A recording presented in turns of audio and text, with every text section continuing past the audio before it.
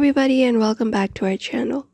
If you want to set up Google Assistant on your Android device and you are looking out how to do so, in today's video we are going to guide you through the method for that. So let's just dive right in and get started. You can start by opening up the Google application for that, so tap on Google. And once you access your Google app, you can go to your profile at the top.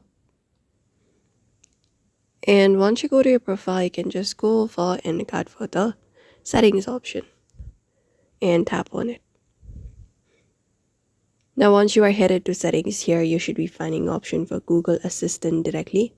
So go over and look out for Google Assistant and tap on it.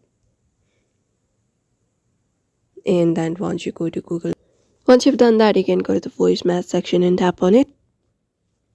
And within voice match, you can just go over and turn on this option for Hey Google and tap on it to enable it. And once it is enabled, you just need to go over and tap on this turn on option. And